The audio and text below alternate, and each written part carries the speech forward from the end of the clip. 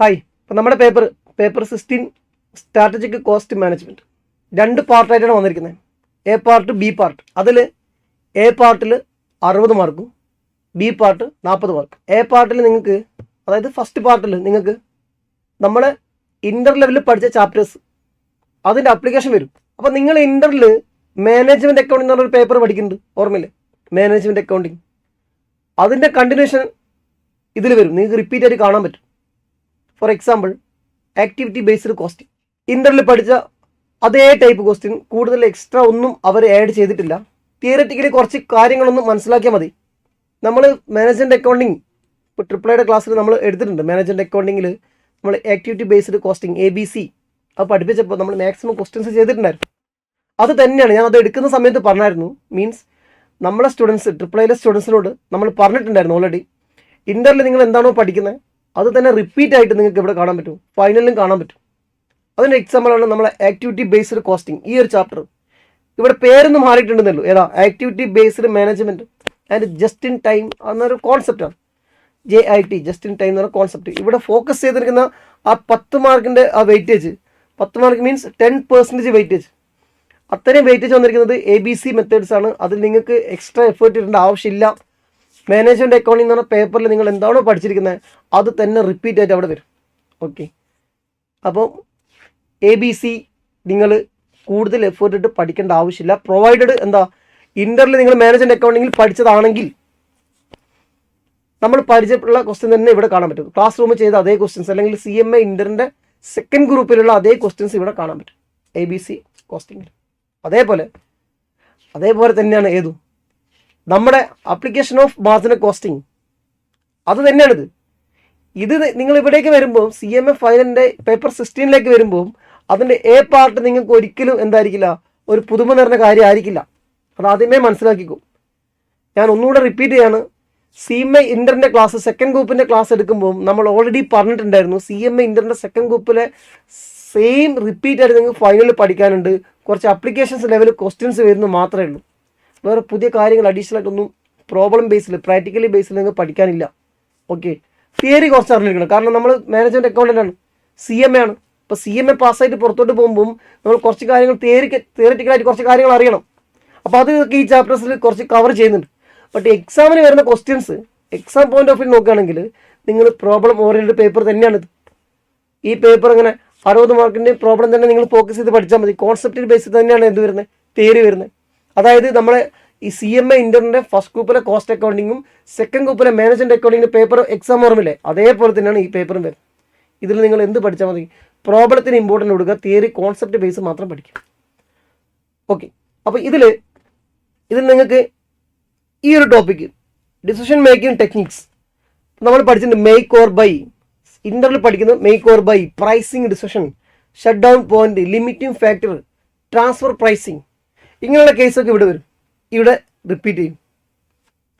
പേരൊന്നും മാറിയിട്ടുള്ളൂ. നമ്മൾ അവിടെ പഠിക്കുമ്പോൾ application of marginal costing in decision theory അല്ലെങ്കിൽ ഡിസിഷൻ മേക്കിംഗ് അങ്ങനെയായിരുന്നു പഠിച്ചത്. ഇതിൻ്റെ പേര് മാറി, എന്താ, ഡിസിഷൻ മേക്കിംഗ് ടെക്നിക്സ്. ഓക്കെ, അപ്പോൾ ഞാൻ ഇത് സ്റ്റാർട്ട് ചെയ്യുമ്പോൾ, അതായത് നമ്മളെ ക്ലാസ് നമ്മൾ സ്റ്റാർട്ട് ചെയ്യുമ്പോൾ ഈ പേപ്പർ ഞാൻ സ്റ്റാർട്ട് ചെയ്യുന്നത് ഇതിലായിരിക്കും. ഏതാ? Evaluating performance. അപ്പോൾ നിങ്ങൾ ചോദിക്കും, സാറേ ഇത് പുതിയൊരു ടോപ്പിക്കാണോ? അല്ല, നമ്മൾ മാനേജ്മെൻറ്റ് അക്കൗണ്ടിങ് എന്ന് പറഞ്ഞ പേപ്പറിലും അതേപോലെ പേപ്പർ 8 കോസ്റ്റ് അക്കൗണ്ടിങ് എന്ന് പറഞ്ഞ പേപ്പറിലും നമ്മൾ പഠിച്ച ഒരു ടോപ്പിക് ഉണ്ടായിരുന്നു. വെരി ഇൻട്രസ്റ്റിംഗ് ആയിട്ട് ഒരു ടോപ്പിക് ഉണ്ടായിരുന്നു. ഏതാ? Standard costing. അപ്പോൾ നമ്മളെ ചാപ്റ്റർ എടുക്കുമ്പോൾ തന്നെ അതിൻ്റെ ബ്രാക്കറ്റിൽ എഴുതിയിട്ടുണ്ട് standard costing or performance evaluation, evaluating performance, purchase manager. ഓർമ്മയില്ലേ? Purchase manager, production manager. ഇപ്പോൾ പർച്ചേസ് മാനേജർ പെർഫോമൻസ് നോക്കുമ്പോൾ നമുക്ക് പ്രൈസ് വേരിയൻസ് കിട്ടും. പ്രൊഡക്ഷൻ മാനേജർ പെർഫോമൻസ് നോക്കുമ്പോൾ ഏത് ക്വാണ്ടിറ്റി വേരിയൻസ് അഥവാ യൂസേജ് വേരിയൻസ് കിട്ടും. ഓക്കെ, അത് തന്നെയാണ് ഇവിടെ ഇവാലുവേറ്റിംഗ് പെർഫോമൻസ്. അതായത് നിങ്ങളുടെ ലാംഗ്വേജ് പറയുകയാണെങ്കിൽ ഏതാ? Standard costing. അപ്പോൾ നിങ്ങൾ നോക്കിക്കോളെ, ഇവിടെ SCM എന്ന് പറഞ്ഞ പേപ്പറിൽ എ പാർട്ടിൽ വരുമ്പോൾ സ്റ്റാൻഡേർഡ് കോസ്റ്റിംഗ് 15 മാർക്ക്. ഇവിടെ പുതിയതൊന്നും പഠിക്കാനില്ല. റിപ്പീറ്റ് ആയിട്ട് ഞാൻ പറയുകയാണ്, പുതിയതൊന്നും പഠിക്കാനില്ല. കാരണം നിങ്ങൾ CMA ഫൈനലിൽ വരുമ്പോൾ CA ഇൻ്റർ സ്റ്റുഡൻ്റ് ആണെങ്കിൽ അവർക്ക് പുതിയതായിട്ട് പഠിക്കാനുണ്ട്. കാരണം CA ഇൻ്ററിൽ ഇതില്ല. ഏതാ? സെയിൽസ് വേരിയൻസും പ്രൈസ് വേരിയൻസും റീകൺസിഡറേഷൻ സ്റ്റേറ്റ്മെൻറ്റ് ഒന്നുമില്ല. ബട്ട് CMA ഇൻ്ററിൽ നമ്മൾ ഓൾറെഡി എന്ത് പഠിക്കുന്നുണ്ട്?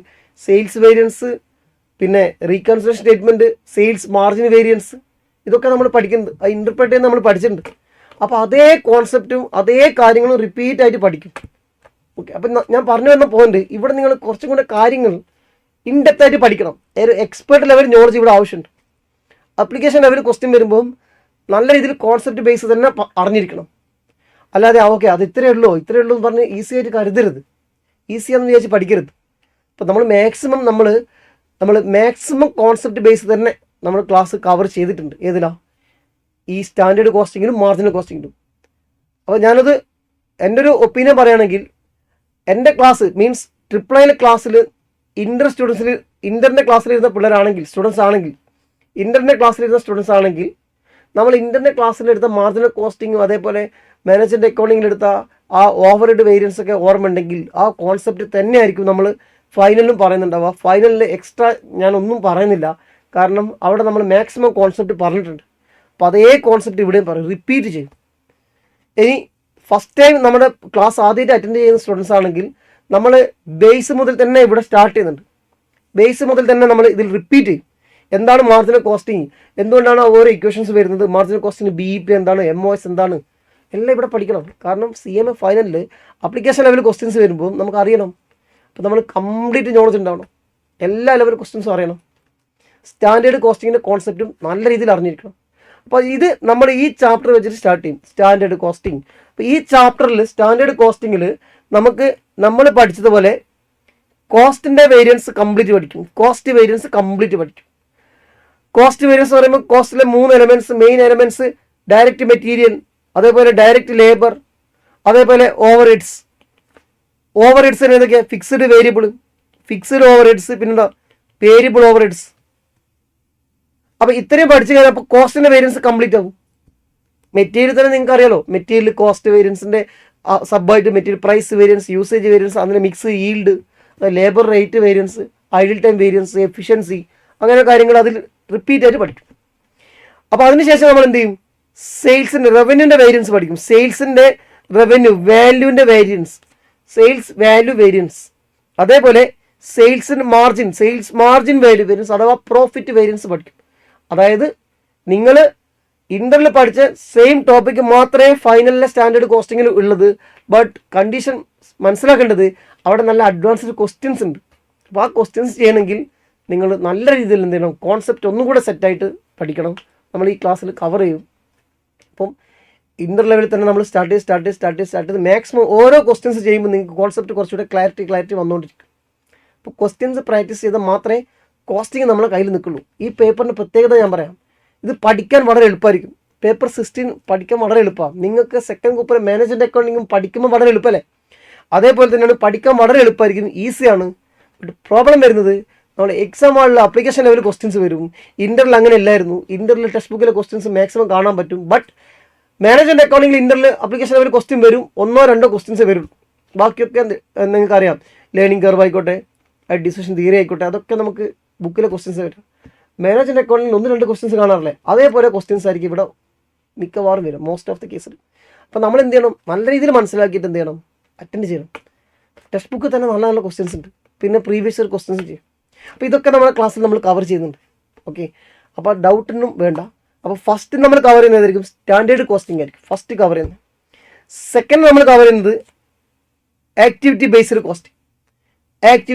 കോസ്റ്റിംഗ്. അപ്പോൾ അതോടുകൂടി നിങ്ങൾ ആലോചിച്ച് നോക്കിയേ, 15, 10, 25 മാർക്ക് അവിടെ സേഫായി. 25 മാർക്ക് സേഫായി എന്ന് പറയുന്നതിൽ ലോജിക്കില്ല. നമ്മൾ കവർ ചെയ്താൽ മാത്രമേ നിങ്ങൾക്ക് സേഫ് ആവില്ല. നിങ്ങൾ മാക്സിമം വർക്ക് ചെയ്യണം, ഡൗട്ടൊക്കെ ഉണ്ട് ചോദിക്കണം. ഓക്കെ, അപ്പോൾ ഒരു ബാക്കിയുള്ള ക്വസ്റ്റ്യൻസ് ചെയ്ത് വരാനുള്ള കപ്പാസിറ്റി, ആ ഒരു കോൺഫിഡൻസ് നിങ്ങൾക്ക് തീർച്ചയായും കിട്ടും. അതാണല്ലോ നമ്മളെ ഭാഗത്ത് ചെയ്യാൻ പറ്റുന്ന മാക്സിമം. ഒരു ഫാക്കൽറ്റിക്ക് കൊടുക്കാൻ പറ്റുന്ന മാക്സിമം അതാണ്. അല്ലാതെ നമുക്ക് എല്ലാ ക്വസ്റ്റ്യൻസും ചെയ്യാൻ പറ്റില്ലല്ലോ. കോസ്റ്റിങ്ങിൻ്റെ കേസ് നിങ്ങൾക്കറിയാം, കോസ്റ്റിംഗ് എന്ന് പറഞ്ഞാൽ 100% കോൺസെപ്റ്റാണ്. അപ്പോൾ മാക്സിമം ഒരു ഡൗട്ടും വരാത്ത രീതിയിൽ എല്ലാ കോൺസെപ്റ്റും നമ്മൾ ഇതിൽ കവർ ചെയ്യുന്നുണ്ട്. പിന്നെ ടെക്സ്റ്റ് ബുക്കിലെ ക്വസ്റ്റ്യൻസും അതേപോലെ നമ്മളെ പ്രീവിയസ് ഇയർ ക്വസ്റ്റ്യൻസും ഒക്കെ നമ്മൾ ചെയ്ത് വെച്ചിട്ടുണ്ട്. ഓക്കെ, അപ്പോൾ എന്തെങ്കിലും ഡൗട്ട് ഉണ്ടെങ്കിൽ നിങ്ങൾക്ക് ചോദിക്കാം. അപ്പോൾ ഫസ്റ്റ് നമ്മൾ സ്റ്റാൻഡേർഡ് കോസ്റ്റിംഗ് കവർ ചെയ്യും, second activity based costing cover ചെയ്യും, തേർഡ് നമ്മൾ വന്നിട്ട് എന്താ നമ്മുടെ മാർജിനൽ കോസ്റ്റിംഗ് നമ്മൾ എന്താണോ പണ്ട് പഠിച്ചത് അതൊക്കെ റിപ്പീറ്റ് ആയിട്ട് പഠിക്കും, വീണ്ടും റിപ്പീറ്റ് ആയിട്ട് പഠിക്കും. മാർജിനൽ കോസ്റ്റിംഗ് സ്റ്റാർട്ടിങ് മുതൽ നമ്മളിങ്ങനെ പഠിച്ച് നിങ്ങൾക്ക് കാണാൻ പറ്റും. മാർജിനൽ കോസ്റ്റിങ്ങിൽ ഇവിടെ ഞാൻ വീണ്ടും റിപ്പീറ്റ് ചെയ്യാണ്, മാർജിനൽ കോസ്റ്റിങ്ങിലും നമ്മൾ ഒന്നും പുതിയ ടോപ്പിക്ക് നിങ്ങൾക്ക് പരിചയമില്ലാത്ത ടോപ്പിക് ഉണ്ടാവില്ല, എല്ലാം റിപ്പീറ്റ് സംഭവം തന്നെ ആയിരിക്കും. അപ്പോൾ അതുകൊണ്ട് തന്നെ ശരിക്കും CMA ഫൈനൽ ഈ ഒരു പേപ്പർ അത് ഇവർക്ക് സ്കോർ ചെയ്യാൻ പറ്റാറുണ്ട്, നല്ല രീതിയിൽ സ്കോർ ചെയ്യാൻ പറ്റും, ഈ ഒരു പേപ്പർ സ്കോർ ചെയ്യാൻ പറ്റാറുണ്ട്. സോ ആപ്ലിക്കേഷൻ നിങ്ങൾ നോക്കിയേ, ഇത് ഓർമ്മയില്ലേ, ഇത് ഏത് ഓൾട്ടർനേറ്റീവ് ചൂസ് ചെയ്യണം നമ്മൾ പഠിച്ചിട്ടുണ്ട്. പിന്നെ ട്രാൻസ്ഫർ പ്രൈസിങ്, ഇന്റർവ്യൂവിൽ പഠിച്ച ട്രാൻസ്ഫർ പ്രൈസിങ്, ഡിവിഷൻ എ നിന്ന് ഡിവിഷൻ ബിയിലേക്ക് ട്രാൻസ്ഫർ ചെയ്യുമ്പോൾ പ്രൈസ് എങ്ങനെ കണ്ടുപിടിക്കും, ട്രാൻസ്ഫർ പ്രൈസിങ് ഇവിടെ റിപ്പീറ്റ് ചെയ്യും. റെലവൻറ്റ് കോസ്റ്റ് അനാലിസിസ്, ഒരു പെർട്ടിക്കുലർ ഡിസിഷൻ എടുക്കുമ്പം ഏതൊക്കെ കോസ്റ്റാണ് ഇമ്പോർട്ടൻറ്റ്, ആ റെലവൻറ്റ് കോസ്റ്റ് അനാലിസിസ്, ഇത് നിങ്ങൾക്ക് പുതിയൊരു ടോപ്പിക് ആയിരിക്കും. ടാർഗറ്റ് കോസ്റ്റിംഗ്, എന്നാലും നമ്മൾ 2-3 ക്വസ്റ്റ്യൻസ് ചെയ്തിട്ടുണ്ട്, ഒരു ക്വസ്റ്റ്യൻ എന്തായാലും ചെയ്തിട്ടുണ്ട്, ടാർഗറ്റ് കോസ്റ്റിംഗ്. ഇപ്പോൾ ടാർഗറ്റ് കോസ്റ്റിംഗ് ആദ്യമായിട്ട് കേൾക്കാൻ പോകുന്ന ആൾക്ക് ചെറിയൊരു എക്സാമ്പിൾ, എന്താണ് ടാർഗറ്റ് കോസ്റ്റിംഗ്, ചെറിയൊരു എക്സാമ്പിൾ. അതായത് ഒരു കമ്പനി മാർക്കറ്റിലേക്ക് വരുമ്പോൾ, ഒരു പുതിയൊരു കമ്പനി മാർക്കറ്റിലേക്ക് വരുമ്പോൾ ഏതൊരു കമ്പനിയുടെ ഒബ്ജക്റ്റീവ് പ്രോഫിറ്റ് ഇൻക്രീസ് ചെയ്യണം. അപ്പോൾ ഞാനൊരു പ്രോഫിറ്റ്, ഒരു 10 രൂപ പ്രോഫിറ്റ് ടാർഗറ്റ് ചെയ്യുന്നുണ്ട്, ഒരു പ്രൊഡക്റ്റ് വിൽക്കുമ്പോൾ 10 രൂപ എനിക്ക് പ്രോഫിറ്റ് കിട്ടണം. ആ പ്രൊഡക്റ്റ് ഉണ്ടാക്കാനുള്ള കോസ്റ്റ് 40 രൂപ. ഇപ്പോൾ ഞാൻ നോക്കുമ്പോൾ 40 രൂപയാണ് കോസ്റ്റ് വരുന്നത്, കോസ്റ്റ് 40 രൂപ, 10 രൂപ എന്ത് കിട്ടണം, പ്രോഫിറ്റ് കിട്ടണം. 40 + 10 എത്ര, 50 രൂപയ്ക്ക് വിൽക്കേണ്ടി വരും. ഇതാണെന്ത്, സെല്ലിംഗ് പ്രൈസ്. അപ്പോൾ കമ്പനിയുടെ മുമ്പിലുള്ള ഓപ്ഷൻ, കമ്പനിയുടെ ഒബ്ജക്റ്റീവ് അല്ലെങ്കിൽ ആ ഒബ്ജക്റ്റീവ് അച്ചീവ് ചെയ്യാൻ വേണ്ടിയിട്ട് ആ സെല്ലിംഗ് പ്രൈസ് എത്ര, 50 രൂപയ്ക്ക് വിൽക്കേണ്ടി വരും. ഇതാണ് ഫസ്റ്റ് ഒബ്ജക്റ്റീവ്.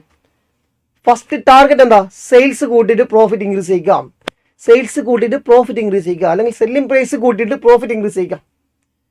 ഒരെണ്ണത്തിന് 10 രൂപ വെച്ച് പ്രോഫിറ്റ് കിട്ടണമെന്ന് ഉറപ്പുണ്ടെങ്കിൽ അയാൾ 50 രൂപയ്ക്ക് വിറ്റേ പറ്റുള്ളൂ. ബട്ട് പ്രശ്നം വരുന്നത്, നമ്മളെക്കാൾ അല്ലെങ്കിൽ നമ്മുടെ അതേ ക്വാളിറ്റിയുള്ള പ്രോഡക്റ്റ് മാർക്കറ്റിലുണ്ട്, കസ്റ്റമർ നമ്മുടെ അടുത്ത് വന്ന് മേടിക്കുന്നില്ല. മാർക്കറ്റിൽ വിൽക്കുന്നത് 48 രൂപയ്ക്കാണ്.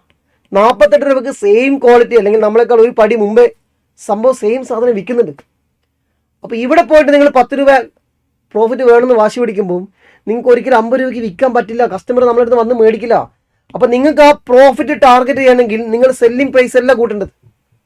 പ്രോഫിറ്റ് കാണേണ്ട ഇക്വേഷൻ എന്താ, സെയിൽസ് മൈനസ് കോസ്റ്റ് ആണ് എന്ത് കിട്ടുക, പ്രോഫിറ്റ് കിട്ടുക. അപ്പം ഒന്നുകിൽ സെയിൽസ് കൂട്ടണം അല്ലെങ്കിൽ കോസ്റ്റ് കുറയ്ക്കണം. അപ്പം എനിക്ക് 10 രൂപ തന്നെ പ്രോഫിറ്റ് കിട്ടണമെന്നുണ്ടെങ്കിൽ, ഞാൻ 10 രൂപ പ്രോഫിറ്റ് കിട്ടണമെന്നുണ്ടെങ്കിൽ ഇവിടെ കോസ്റ്റ് കുറച്ചാൽ മതി, കോസ്റ്റ് ഒരു 2 രൂപ കുറച്ചാൽ മതി, 38 രൂപയാക്കാം. അങ്ങനെയാണെങ്കിൽ 38 + 10 എത്ര, 48 രൂപയ്ക്ക് വിറ്റാൽ മതി. പറഞ്ഞാൽ മനസ്സിലായോ? അപ്പം നമ്മളിവിടെ ചെയ്തെന്താ, അയാളെ ടാർഗറ്റ് അച്ചീവ് ചെയ്യണം. ടാർഗറ്റ് എത്ര, 10 രൂപ പ്രോഫിറ്റ് കിട്ടണം. 10 രൂപ പ്രോഫിറ്റ് കിട്ടാൻ വേണ്ടിയിട്ട് കോസ്റ്റിൻ്റെ കൂടെ പ്രോഫിറ്റ് ആഡ് ചെയ്തതിന് പകരം നമ്മൾ സെല്ലിംഗ് പ്രൈസ് നമുക്കൊന്നും ചെയ്യാൻ പറ്റില്ല, നമ്മളെ കൺട്രോളുള്ള കാര്യമല്ല. കാരണം സെല്ലിംഗ് പ്രൈസ് നമുക്ക് ഭയങ്കര സെൻസിറ്റീവ് ആയിട്ടുള്ള കാര്യമാണ്. സെല്ലിംഗ് പ്രൈസ് ചേഞ്ച് ചെയ്യുമ്പോൾ അത് കമ്പനിയുടെ അല്ലെങ്കിൽ മാർക്കറ്റിനെ എഫക്റ്റ് ചെയ്യും. അപ്പോൾ അതുകൊണ്ട് സെല്ലിംഗ് പ്രൈസ് ടച്ച് ചെയ്യാൻ പറ്റില്ല, സെല്ലിംഗ് പ്രൈസ് ഒന്നും ചെയ്യാൻ പറ്റില്ല. അയ്യോ സാറേ, സെല്ലിംഗ് പ്രൈസ് ഒന്നും ചെയ്യാതെ നമ്മൾ 48 രൂപയ്ക്ക് വിറ്റ് ചെയ്യാൻ എന്ത് ചെയ്യും? 48 രൂപയ്ക്ക് വിറ്റോ, കാരണം കോമ്പറ്റീറ്റർ പ്രൈസ് 48 ആണ്. 48 രൂപയ്ക്ക് തന്നെ നിങ്ങൾ വിൽക്കുക, അല്ലെങ്കിൽ അതിനേക്കാൾ കുറയ്ക്കുക. 10 രൂപ പ്രോഫിറ്റ് ഉണ്ടെങ്കിൽ 48 10 മൈനസ് ചെയ്തൊക്കെ എത്ര, 38 രൂപ നിങ്ങൾ എന്തെത്തിക്കാൻ ശ്രമിക്കണം, കോസ്റ്റ് എത്തിക്കാൻ ശ്രമിക്കണം. നിങ്ങൾ പ്രൊഡ്യൂസ് ചെയ്യുന്ന പ്രൊഡക്റ്റിൻ്റെ കോസ്റ്റ് 38 രൂപയിലേക്ക് എത്തിക്കാൻ ശ്രമിക്കണം. അത് നിങ്ങൾ ടാർഗറ്റ് ചെയ്യണം, അതാണ് ആ പേര്, ടാർഗറ്റ് കോസ്റ്റിംഗ്. അപ്പോൾ ഒരു കമ്പനിയുടെ പ്രോഫിറ്റ് അച്ചീവ് ചെയ്യാൻ വേണ്ടിയിട്ട് കമ്പനി സെയിൽസ് കൂട്ടുന്നതിനേക്കാൾ ബെറ്റർ, സെല്ലിംഗ് പ്രൈസ് കൂട്ടുന്നതിനേക്കാൾ ബെറ്റർ നമുക്ക് കോസ്റ്റ് കുറച്ചാലും മതി. ഇപ്പോൾ ഏതൊക്കെ സിറ്റുവേഷനിലാണ് നമ്മൾ സെല്ലിംഗ് പ്രൈസ് കൂട്ടുന്നത്, ഏതൊക്കെ സിറ്റുവേഷനിൽ നമുക്ക് എന്ത് ചെയ്യാം, കോസ്റ്റ് കുറയ്ക്കാം. ഇപ്പം നിങ്ങൾ മൊണോപ്പൊളി മാർക്കറ്റൊക്കെ ആണെങ്കിൽ നിങ്ങൾ ആലോചിക്കേ, നിങ്ങൾക്ക് തോന്നിയ പ്രൈസ് വെക്കാം അല്ലേ, അങ്ങനെയല്ലേ? ഇപ്പോൾ ജിയോ മാത്രമേ ഉള്ളൂ, ജിയോയുടെ നെറ്റ്വർക്ക് മാത്രമേ ഉള്ളൂ. അപ്പോൾ അവർക്ക് കോസ്റ്റിൻ്റെ കൂടെ കോസ്റ്റ് പ്ലസ് എത്ര പ്രോഫിറ്റ് ഇട്ടാലും മേടിക്കാൻ ആൾക്കാരുണ്ടാവില്ലേ, അല്ലേ? കോസ്റ്റ് പ്ലസ് പ്രോഫിറ്റ് മതി. അത് അവിടെ അപ്ലൈ ചെയ്യുന്ന കോസ്റ്റ് പ്ലസ് പ്രോഫിറ്റ് കോൺസെപ്റ്റാണ്. ചില സ്ഥലത്ത് ഒരുപാട് മാർക്കറ്റ്സ് വരുമ്പോൾ അവിടെ നമ്മൾ sales minus profit is equal to കോസ്റ്റിലേക്ക് എത്തിക്കാൻ ശ്രമിക്കണം. അപ്പോൾ നമ്മളവിടെ പ്രോഫിറ്റ് കിട്ടണമെങ്കിൽ നമ്മൾ ടാർഗറ്റ് ചെയ്യുന്ന കോസ്റ്റിലേക്ക് എത്തണം. ഓക്കെ, അതാണ് നമ്മൾ ആ ചാപ്റ്ററിൽ പഠിക്കുക, ടാർഗറ്റ് കോസ്റ്റ്. Okay, yes. പിന്നെ ഒരു പ്രോഡക്റ്റിൻ്റെ ലൈഫ് സൈക്കിൾ, ഒരു പ്രോഡക്റ്റ് കടന്നു പോകുന്ന സ്റ്റേജസ് ആണ്.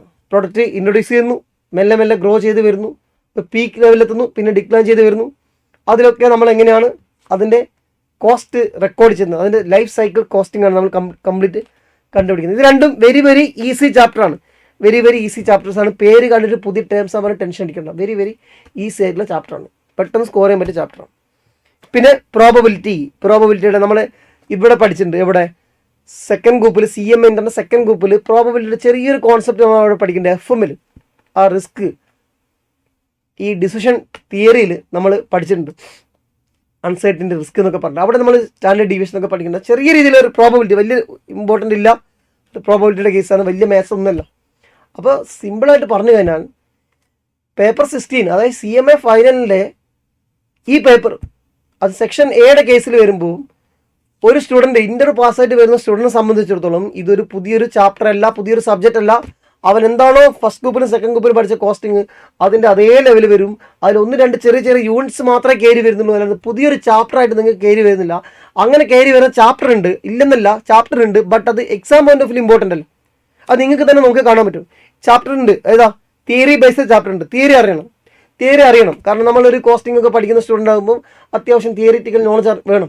അപ്പോൾ അതിൻ്റെ വെയിറ്റേജ് നിങ്ങൾക്ക് കാണാൻ പറ്റും, വെയിറ്റേജ് അറിയാൻ പറ്റും. നമ്മൾ തിയറി ജസ്റ്റ് ഡിസ്കസ് ചെയ്ത് പോകുന്നുണ്ട്. അത് എക്സാമിന് ചോദിക്കണമെന്ന് യാതൊരു നിർബന്ധമില്ല. തിയറി ചോദിച്ചാൽ തന്നെ സ്കിപ്പ് ചെയ്താലും മതി. അപ്പോൾ നമുക്ക് അറിഞ്ഞിരിക്കാം തിയറി, ഇൻട്രൊഡക്ഷൻ ടു കോസ്റ്റ്, പിന്നെന്താ ക്വാളിറ്റി കോസ്റ്റ് മാനേജ്മെൻറ്റ്, ഈ ജസ്റ്റ് തിയറി ഉണ്ട്. ബാക്കി കംപ്ലീറ്റ് നമ്മുടെ മാർജിനൽ കോസ്റ്റിങ്ങും സ്റ്റാൻഡേർഡ് കോസ്റ്റിങ്ങും ആക്ടിവിറ്റി ബേസ്ഡ് കോസ്റ്റിങ്ങും മാത്രമാണ്. അത്രയേ ഉള്ളൂ. അപ്പം ഈ ക്ലാസ് നമ്മുടെ ഒരു ക്ലാസ്സിൻ്റെ സ്റ്റൈല് കോൺസെപ്റ്റ് പക്ക ക്ലിയർ ആക്കിയിട്ട് നിങ്ങൾക്ക് മാക്സിമം പ്രോബ്ലംസ് വർക്കൗട്ട് ചെയ്യാനുള്ള സ്കില്ല് ഇവിടുന്ന് കിട്ടും. അതിൽ ഞാൻ ഗ്യാരൻ്റിയാണ്, അത് യാതൊരു ഡൗട്ടും ഇല്ല. ഓക്കെ, പിന്നെ എന്തെങ്കിലും ഡൗട്ട് വരുമ്പോൾ നമ്മളെ ഗ്രൂപ്പിൽ നിങ്ങൾക്ക് ജോയിൻ ചെയ്തിട്ട് ഡിസ്കസ് ചെയ്യാം. ഒരു ഗ്രൂപ്പ് ഉണ്ടാക്കിയിട്ടുണ്ട്, ഇൻക്ലൂഡിങ് മീ, ട്രിപ്പിൾ ടീമുണ്ട്. ഒരു ഗ്രൂപ്പ് അവിടെ ക്രിയേറ്റ് ചെയ്ത് വെച്ചിട്ടുണ്ട്. നിങ്ങൾക്ക് അതിൽ എന്ത് ഡൗട്ടും ചോദിക്കാം.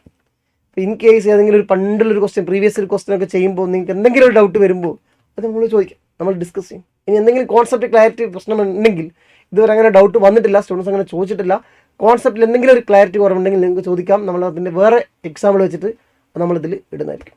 ഓക്കെ, അപ്പോൾ ക്ലാസ് മാക്സിമം കാണുക, പഠിക്കുക, പാസ്സാവുക.